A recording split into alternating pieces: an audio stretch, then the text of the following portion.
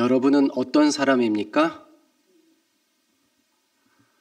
여러분은 착한 사람입니까? 사람들에게 착하다는 말을 많이 들으십니까? 자신도 좀 내가 착하구나 이렇게 생각이 드십니까?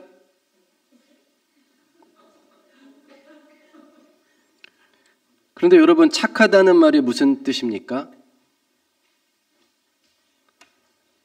순수한 의미로 생각해 보면 너무도 좋은 이 말이 요즘에는 남에게 싫은 말 못하고 자기 주장 못하고 시키는 대로만 하고 남에게 이용당하기 쉬운 사람이라는 별로 좋지 않은 의미로 사용되고 있습니다. 그래서 착한 아이 콤플렉스라는 말까지 있어요. 집에서도 착한 자녀, 학교에서도 착한 학생, 친구들에게도 착한 친구가 되기 위해서 애쓰는 사람들의 심리를 말합니다. 그런데 그렇게 착하게 살아가는 것이 그저 기쁘고 행복한 것이 아니라 너무나 힘들고 고통스럽다고 해요. 그래서 착한 것이 아니라 참는 거잖아 라는 말이 나오는 겁니다. 예를 들어 어느 여청년이 회사에서 동료들이 도와달라는 일을 돕느라 하루 종일 아무것도 먹지 못하고 교회에 오는 길에 김밥 한 줄을 사왔어요. 조금 일찍 교회 와서 그 김밥을 먹고 힘을 내서 예배를 드리려고 했던 건데 그날따라 교회에 일찍 온 남청년 한 명이 있는 겁니다. 그 청년이 손에 든 건 뭐야? 라고 물었을 때 그 여청년은 자신도 모르게 네가 일찍 올 줄 알고 한 줄 사왔지 이렇게 대답을 했어요. 그랬더니 눈치 없는 그 남청년은 정말 고마워. 안 그래도 배고팠는데 라고 하면서 그 김밥을 홀라당 먹어치웠습니다. 그 여청년은 하루 종일 회사 동료들이 자기를 이용해 먹어도 싫은 내색 한번 못 냈는데 그래서 힘든데 김밥 한 줄마저 남에게 양보해야 하는 자신이 너무 비참해서 예배드리는 내내 눈물을 멈출 수 없었다는 거예요. 여러분, 이 사람 계속 착하게 사는 것이 맞습니까? 아니면 생각이나 행동에 어떤 변화가 필요할까요? 여러분의 생각은 어떻습니까? 우리 그리스도인들은 착하게 살아야 한다는 성경의 가르침을 받고 있어요. 그래서 우리도 이 여청년처럼 비슷한 고통을 느끼고 있는지 모르겠습니다. 소위 착한 아이 또는 착한 사람 콤플렉스 때문에 정신적인 중압감을 경험할 수 있습니다. 그런데 그렇게 사는 것이 과연 바람직한 것일까? 그렇게 사는 것이 정말 성경의 가르침에 맞는 것일까? 우리가 무조건 자신을 희생하거나 무조건 다른 사람의 비위를 맞추면서 살아가야 하는 것일까? 아니면 어느 정도 균형과 조절이 필요한 것일까? 균형과 조절이 필요하다면 우리가 어느 정도까지 다른 사람을 의식하면서 살아가야 하는 것일까? 어느 수준까지 다른 사람에게 양보하고 자신을 희생하면서 살아가야 하는 것일까? 참 궁금하지 않습니까? 우리가 누군가에게 호의를 베풀 때 상대방에게 기대하는 반응은 뭐예요? 감사함이죠. 그런데 계속 호의를 베풀다가 호구가 된다는 말이 있습니다. 상대가 자신에게 주어지는 호의를 감사하게 여기다가 어느덧 그것을 당연하게 여기기 때문이에요. 그래서 감사하게 여김의 반대말은 뭐예요? 당연하게 여기는 것. 그런데 우리도 사실 감사하게 여겨야 하는데 마치 당연하게 여기는 것들이 얼마나 많이 있습니까? 그러면 우리 중 착한 그리스도인 컴플렉스를 가지고 있는 누군가는 힘들 수가 있어요. 따라서 내게 주어지는 작은 친절, 작은 호의 하나하나를 무심코 지나치지 말고 항상 감사를 표현할 수 있기를 바랍니다. 지금 옆 사람을 쳐다보세요. 고마워. 감사합니다. 이렇게 내 곁에 와주셔서 너무나 감사합니다. 우리 김동복 장로님 옆에 아무도 안 계시네. 감사합니다. 오늘 교회 제일 일찍 오셨어요. 교회 문 열리기 전에 오셨어요. 감사합니다, 장로님. 이게 당연한 게 아니에요. 너무나 감사한 겁니다. 제가 설교 때 말이 새 나오지 않도록 집중력을 향상시키기 위해서 우리 최선미 집사님이 초콜릿을 준비해 주셔서 제가 주셨어요. 너무나 감사합니다. 감사해요. 이게 작은 것이지만 얼마나 감사한 겁니까? 당연하게 여기면 안 되는 거예요. 그런데 사실 성경의 가르침은 우리에게 착한 사람 컴플렉스를 가지고 살라는 말이 아닙니다. 성경의 가르침과 착한 사람 컴플렉스 사이에는 큰 차이점이 있습니다. 그 차이점은 바로 동기에서 나타나요. 착한 사람 컴플렉스 기저에는 다른 사람에게 버림받지 않으려는 동기가 깔려 있습니다. 어찌 보면 내가 살기 위한 발버둥이에요. 반면 하나님의 가르침은 다른 사람을 구원하려는 동기를 강조합니다. 그러니까 내가 살아남기 위해서가 아니라 다른 사람 살리기 위해서 선행을 베푸는 거예요. 즉 우리 그리스도인의 선행은 내가 다른 사람에게 외면당할지 모른다는 두려움이 아니라 다른 사람이 그리스도께서 베푸시는 구원과 은혜에서 제외되지 말아야 한다는 간절함에 기초를 두어야 하는 것입니다. 정말 큰 차이죠. 오늘 우리가 살펴볼 고린도전서 8장도 그리스도인의 선행의 기초가 무엇인지를 가르치고 있습니다. 즉 우리가 다른 사람을 대할 때, 특별히 동료 신자들을 대할 때 우리가 취해야 하는 행동의 바탕에 어떠한 동기, 어떠한 마음가짐과 태도가 있어야 하는지를 우리는 고린도전서 8장에서 배울 수 있는 것입니다. 고린도전서 8장은 특정 문제를 상정하고 있어요. 그것은 우상에게 바친 육류를 소비하는 문제입니다. 고대 이방인 사회에서는 신전에 바친 희생제물의 고기가 다시 시장으로 나와 유통되었습니다. 그래서 시장에서 판매하는 육류가 도축장에서 나온 상품인지 아니면 이방 신전에 바쳐졌다가 다시 흘러나온 상품인지를 구분하기가 어려웠습니다. 그러면 어떻게 해야 했을까요? 고린도 교회에는 두 부류가 존재했습니다. 한 그룹에서는 우상에게 바쳐진 고기를 먹는 것은 우상 숭배에 참여하는 것과 같기 때문에 양심의 거리낌을 느끼지 않기 위해서 그것이 어떤 고기인지를 분별하려고 애를 썼어요. 그 시장에서 이 고기 어디에서 나온 겁니까? 묻는 거죠.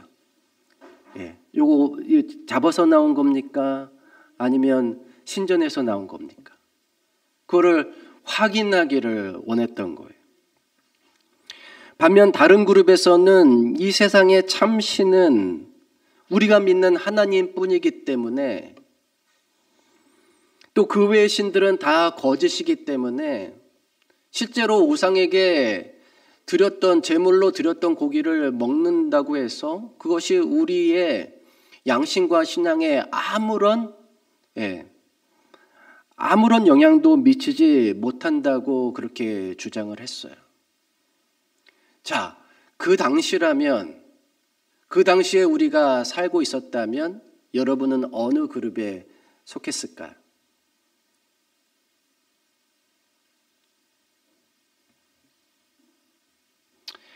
물론 오늘날 우상에게 바친 육류가 유통되는 경우는 전혀 없기 때문에 우리는 이런 고민이 필요 없는 것처럼 보입니다.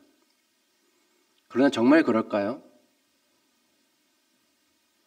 제가 우리 아이들 어렸을 때 해리포터, 마녀 배달부 키키, 이웃집 토토로, 생과 치히로의 행방불명 같은 이 영화나 애니메이션을 못 보게 했는데, 그 이유는 이게 다 귀신 이야기라서 그랬어요. 혹시나 이런 걸 보고 아이들이 뭘 좋아할까봐, 귀신을 좋아할까봐. 어른들이 좋아했던 도깨비 같은 드라마도 마찬가지죠. 옛날에는 귀신이라면 그저 무섭고 소름이 끼쳤는데 이제는 귀신 얘기가 너무 아름다워요. 그래서 이런 영상물을 접하면서 혹시라도 잘못된 관념을 가지게 될까봐 못 보게 했습니다. 그런데 여러분, 이런 영상물들의 퀄리티가 또 너무 좋아요. 심지어 인간의 보편적인 가치와 정서를 다루고 있기 때문에 정서적으로 유익한 측면도 있어요. 그래서 이런 영상물에 대한 그리스도인들의 입장도 갈릴 수밖에 없습니다. 무의식적으로라도 영적인 세계에 대해서 잘못된 관념을 가질 가능성 때문에 양심의 거리낌을 느끼지 않기 위해서 아예 이런 것들을 근절하게 원하는 신자가 있는가 하면 이게 다 허구이고 상상에 근거한 작품에 불과하기 때문에 실제로 이걸 본다고 그것이 우리의 영성과 신앙관에 아무런 영향도 미치지 않는다라고 확신하여서 거리낌 없이 시청하는 신자도 있는 것입니다.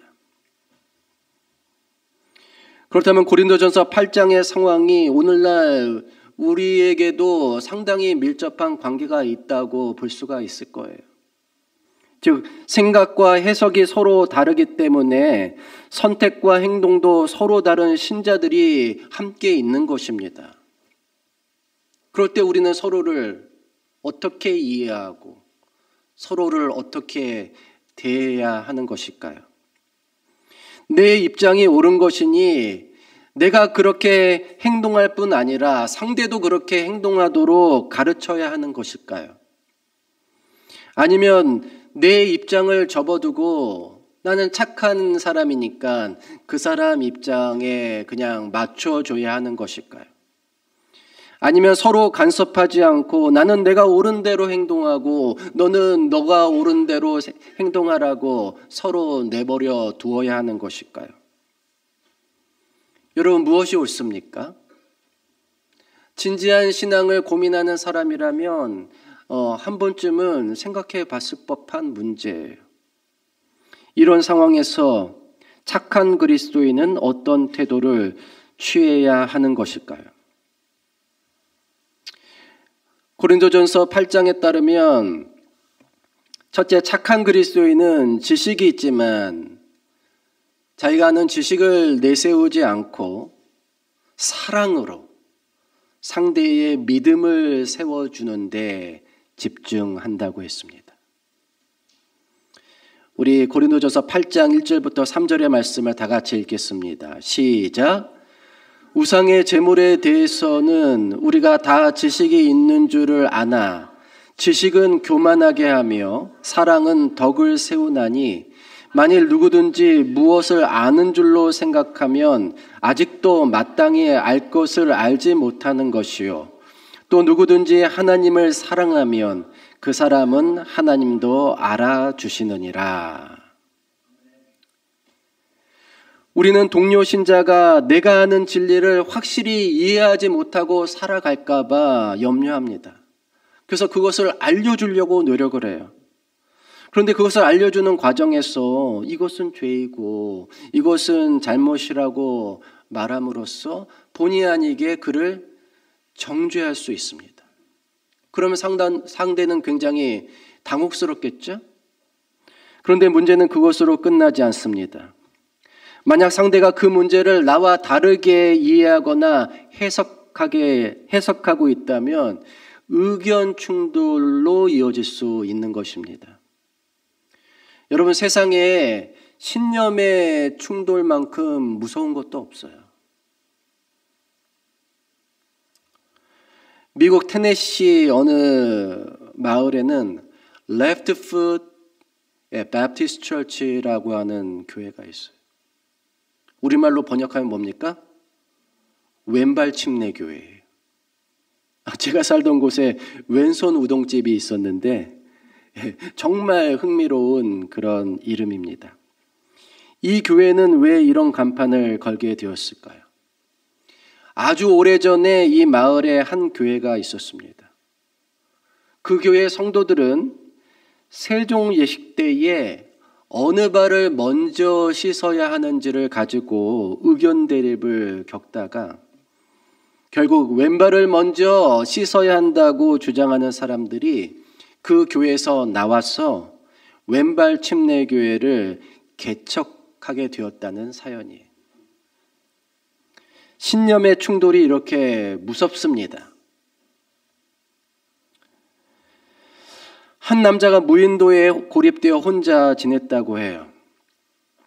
여러 해 후에 구조대가 그를 발견하고 섬에서 구출하려고 했습니다. 그런데 그는 섬을 빠져나오기 전에 구조대에게 자신이 살던 섬을 구경시켜 주었어요.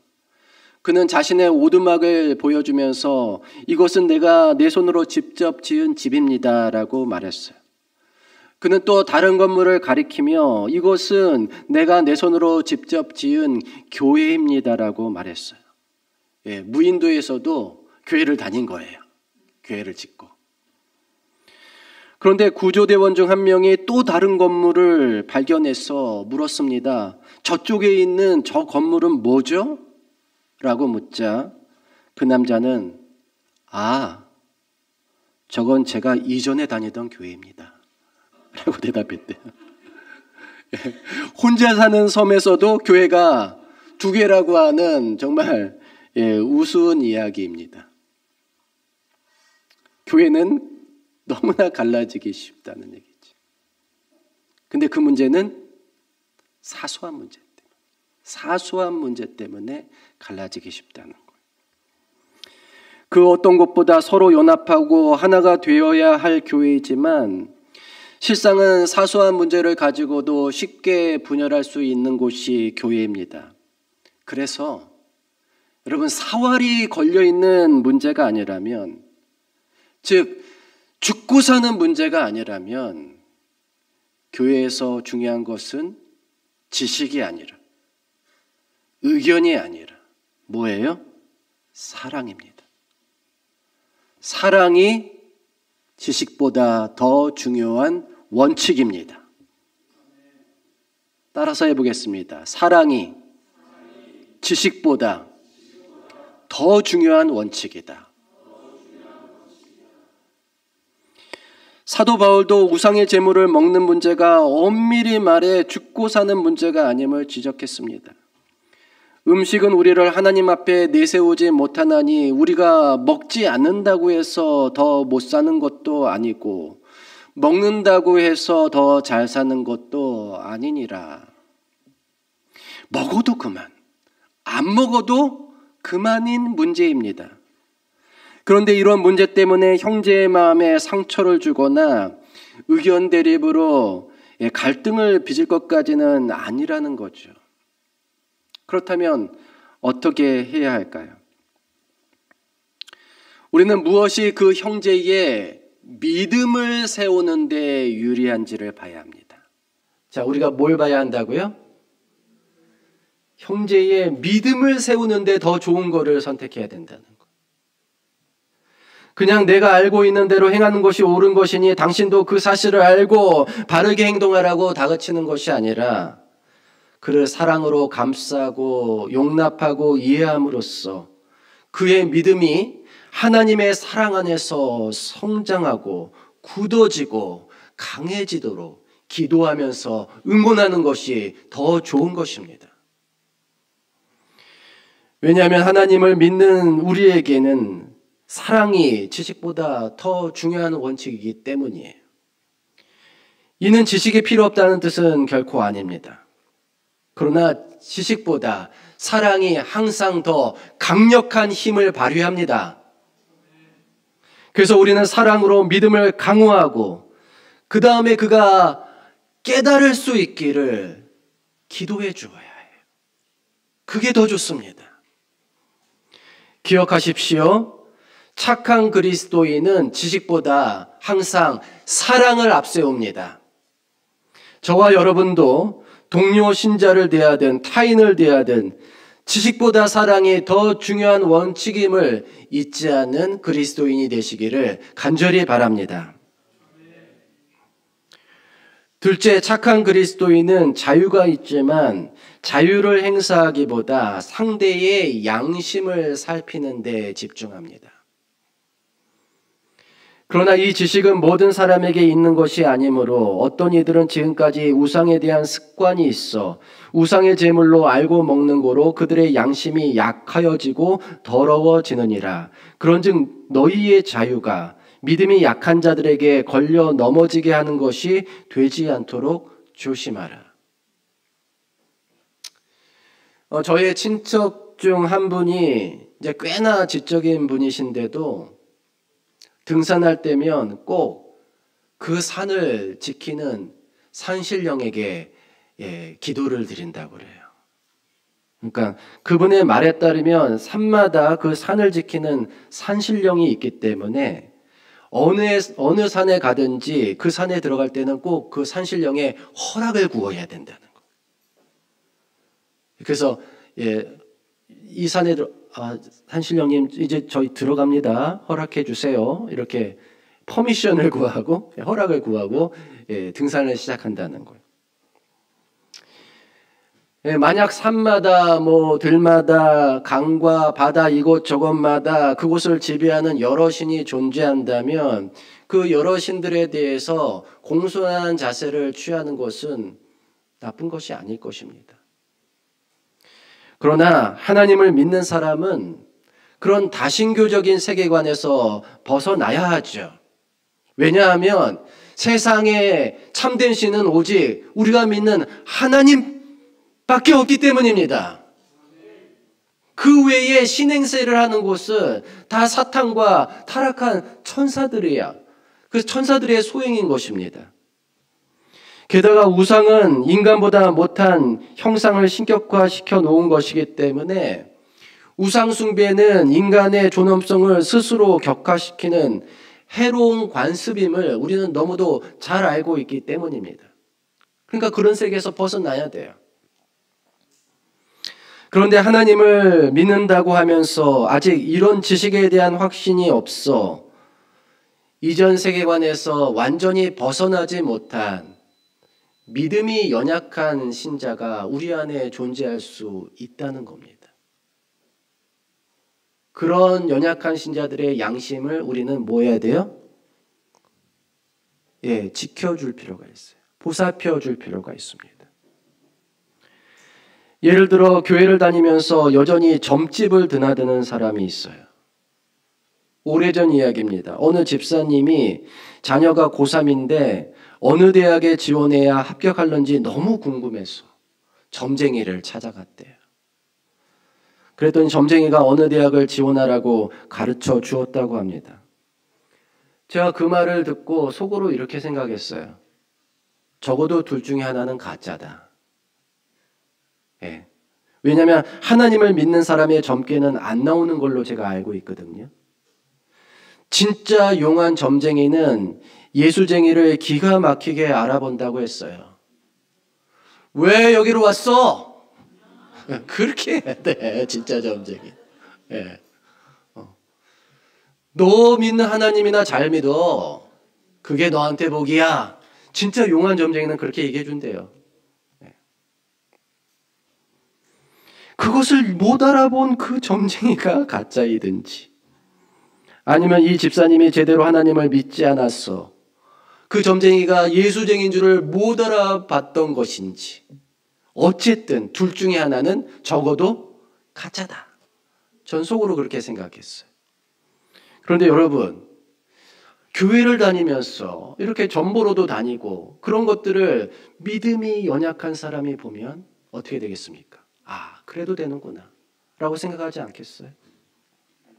혹시 재미로 본다 하더라도 말입니다. 교회에서 등산을 가면 간혹 상기슭에 자리를 잡고 있는 저를 지나칠 때가 있어요. 그러면 대웅전이라고 하죠. 예, 불상을 모셔놓은 절에서 가장 큰 건물을 구경할 수 있습니다. 저 같은 경우에는 그런 불상을 보면 여기 불상이 있구나 하고 그냥 슬쩍 지나치지만, 어떤 교회는 꼭 그 앞에서 잠시라도 불상 앞에서 합장을 합니다. 그래서 아니 왜 그러냐고 물어보면 저한테 귀속말로 얘기해요. 아, 합장하는 척하고 하나님께 기도드렸어요. 예. 예. 절이니까 예의는 갖추는 척하면서 속으로 이 불쌍한 사람들 구원해 주세요. 기도를 했다는 거. 예, 이 사람의 행동이 그렇게 자유로웠던 이유는 우상이 가짜라는 것을 알고 있기 때문입니다. 그런데 만약 그 자리에 아직 다신교적인 세계관에서 벗어나지 못한 믿음이 연약한 신자가 있다면, 아, 교회 다니면서도 뭐 할 수 있다? 부처님에게 저렇게 절할 수도 있구나. 또 점집에 다녀도 괜찮겠구나. 그렇게 믿을 수 있다는 거예요. 그럼 양심이 어떻게 되는 겁니까? 더러워지는 것이죠. 여러분, 그러면 되겠습니까? 안 되겠습니까? 안 되죠. 아니, 내가 아무리 그렇게 지식이 있으니까, 이게 다 가짜라는 걸 아니까, 내가 아무리 그렇게 할 자유가 있다 하더라도 누군가 나의 그 행동 때문에 그 양심에 가책이 생긴다든지 양심이 더럽게 된다면 그것은 우리가 자유롭게 행동할 문제가 아니라는 것입니다. 바울이 우려하는 내용이 이것이에요. 우리는 우상에게 바쳐진 고기를 먹는 것이 아무것도 아님을 잘 알기 때문에 그것을 먹든지 안 먹든지 우리에게 선택의 자유가 있습니다.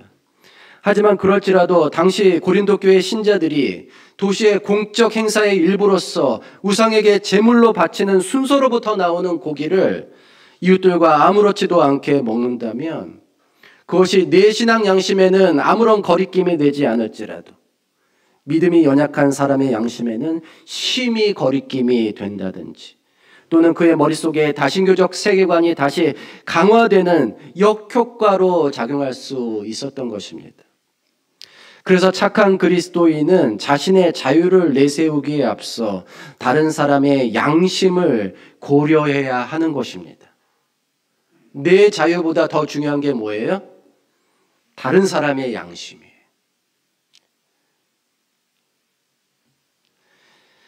양심을 뜻하는 그리스어 슈네이데시스는 함께를 뜻하는 순, 또 보는 것을 의미하는 에이데시스의 합성어로서 공유하는 지식, 함께 아는 것이라고 하는 뜻을 내포하고 있습니다.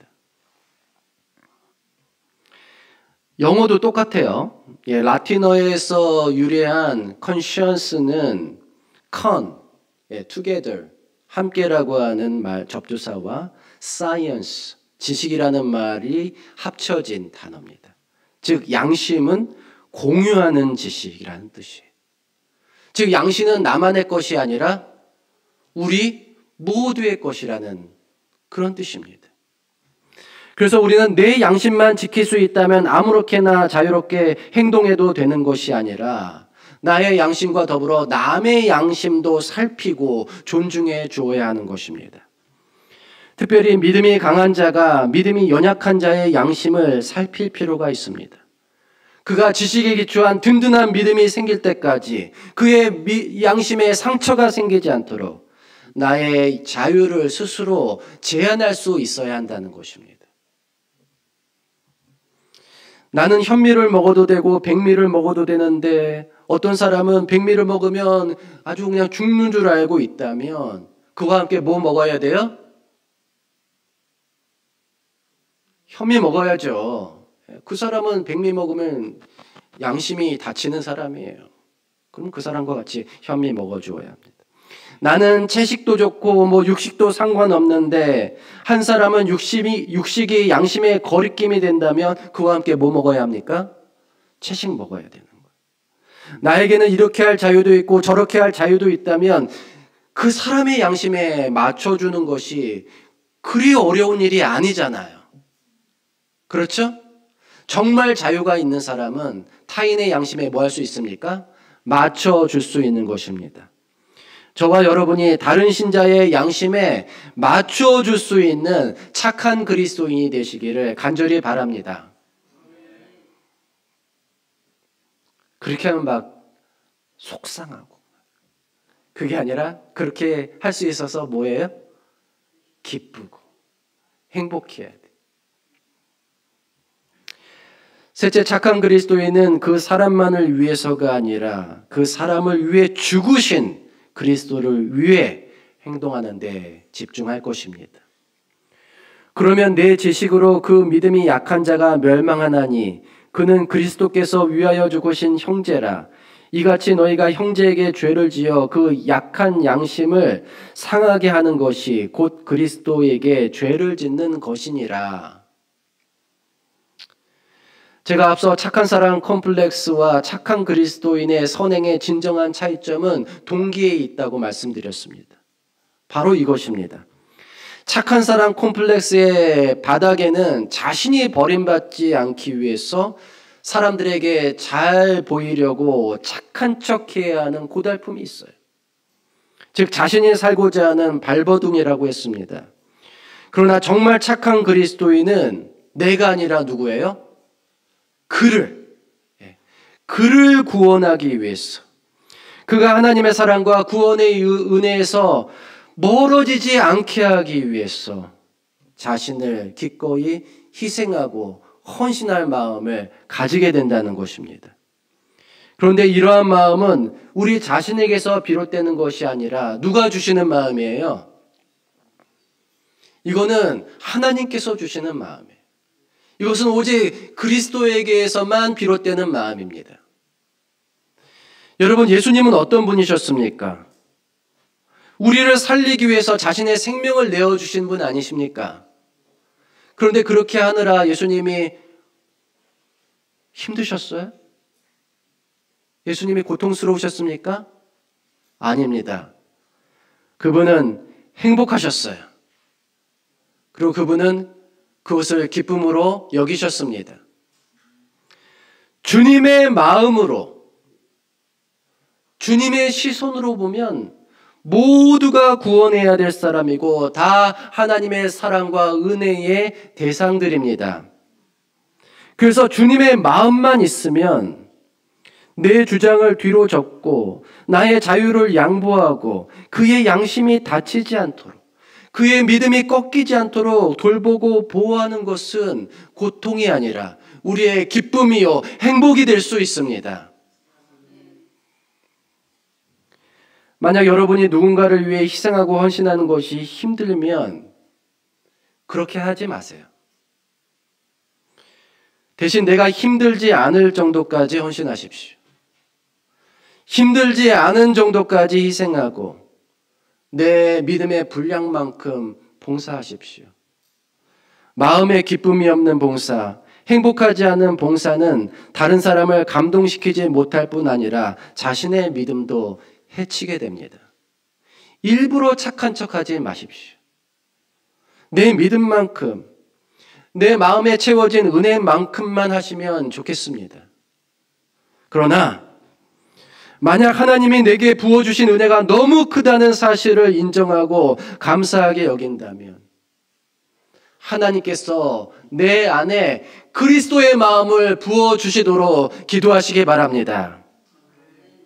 내가 그리스도의 마음으로 남을 위해서 내 자신을 헌신하고 내 자유를 양보하더라도 그가 하나님이 주시는 구원의 은혜에 가까워질 수 있기를 바라는 것을 내 삶의 기쁨이요 행복으로 여길 수 있도록 기도하시기 바랍니다. 우리는 착한 척하느라 힘들게 사는 사람이 되지 않고 대신 정말 착한 그리스도인이 되기를 간절히 바랍니다.